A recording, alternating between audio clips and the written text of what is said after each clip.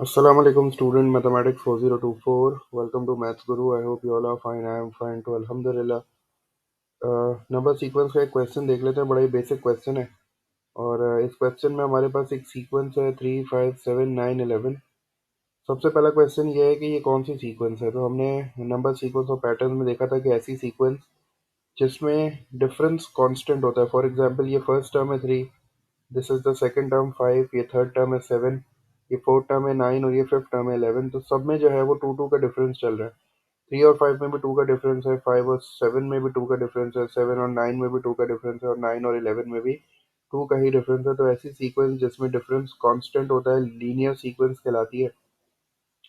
इसके अलावा हमने क्वाड्रेटिक सीक्वेंस भी डिस्कस की थी जब हमने नंबर सीक्वेंस का टॉपिक क्लास में डिस्कस किया था. तो ये फिलहाल क्वेश्चन जो है वो लीनियर सीक्वेंस का है. तो तीन पार्ट्स है हमारे पास. फर्स्ट पार्ट में वो हमसे कह रहा है find the general term. General term मतलब जो nth टर्म होती है, जो लास्ट टर्म होती है, उसका फॉर्मूला हमारे पास फॉर द लीनियर सीक्वेंस था t n is equals to a plus n minus one D.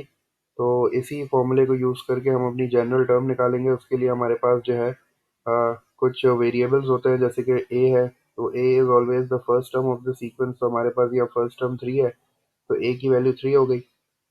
और D is the difference. D यहाँ डिफरेंस है, तो चूंकि सबका डिफरेंस 2 है तो इसका मतलब है डी जो कॉमन डिफरेंस होता है वो 2 हो गया.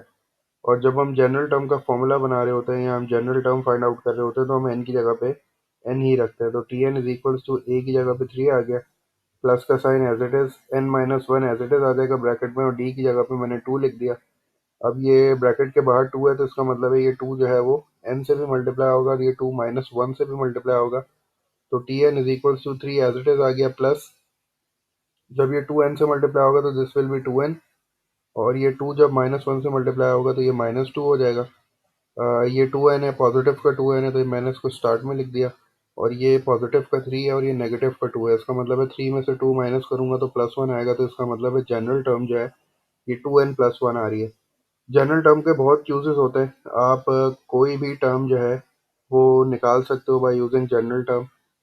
You just know the value of n. आपको सिर्फ एन की वैल्यू पुट करनी होती है इस फॉर्मूले में और आपको जो है वो कोई भी टर्म जो है वो फाइंड आउट कर सकते हो. जैसे कि सेकंड पार्ट में उसने हमसे बोला find out the 58th term. तो एक तरीका तो ये होता है कि मैं इसकी पूरी टर्म जो है वो लिखता हुआ जाता हूँ और फिर 58th टर्म पे देख लेता कौन सी टर्म है, तो इसका आंसर वो बन जाता है. लेकिन I will just plug in the value of 50. N की जगह पे मैं 50 रखूंगा इसी जनरल टर्म के फॉर्मूले में, और मुझे जो है वो T50 पता चल जाएगी. That is the use of this general term. ये जनरल टर्म का यूज ही यही है कि आप कोई भी टर्म जो है ना इस फॉर्मूले के थ्रू फाइंड आउट कर सकते हो. So I have to find the value of T50. T50 का मतलब है I have to put n is equals to 50. तो ये जो मेरा फॉर्मूला है 2n+1, इसमें n की जगह पे मैंने 50 रखना है. 50 मल्टीप्लाई बाय 2 100 हो जाएगा, 100+1 101 हो जाएगा. इसका मतलब है जो 50th टर्म है इस सीक्वेंस की दैट इज 101. थर्ड पार्ट में मुझसे कह रहा है t p is equals to 107. Find out the value of p. तो अब यहाँ उसने मुझे बोला है कि t p p is basically a location. P कोई लोकेशन है. जैसे एन फर्स्ट है तो एन की वैल्यू 1, एन की वैल्यू 2, एन की वैल्यू 3, इसी तरह एन की वैल्यू यहाँ पी है. ठीक है. तो कह रहा है कि पी जो टर्म है ना, मतलब पी नंबर पे जो टर्म बैठी हुई है दैट इज 107. इसका मतलब है कि since I have the formula in terms of n ना, मैंने जो है वो टी एन फाइंड आउट किया हुआ है 2n+1. अब वो यहाँ एक और वेरिएबल चेंज करा रहा है, वो टी पी कह रहा है. तो इसका मतलब है I have to put n is equals to p in this formula. तो ये बन जाएगा 2p+1. और मैं टीपी की जगह पे 2p+1 रख दूंगा और उसको इक्वेट कर दूंगा 107 से, ताकि मुझे जो है वो पी की वैल्यू फाइंड आउट हो जाए. क्योंकि यहाँ उसने यही बोला है कि टीपी जो है वो 107 के बराबर है. मतलब पीएथ कोई लोकेशन है, उस पे एक टर्म है जो कि 107 है. तो वो पी जो है ना वो फाइंड आउट करो कि वो कौन सी लोकेशन है, वो कौन सा नंबर है. तो इसके लिए सिंपल मेरे पास जनरल टर्म का फॉर्मूला एन की रिस्पेक्ट से था, तो मैंने इसको चेंज कर दिया, वेरिएबल एन की जगह पे पी पुट कर दिया, तो ये 2p+1 हो गया. तो ये अब मेरे पास टीपी का फॉर्मूला बन गया. तो टीपी की जगह पे मैंने 2p+1 रखा इक्वल्स टू 107. ये +1 है, दूसरी साइड पे जाएगा माइनस हो जाएगा, 106 आ जाएगा.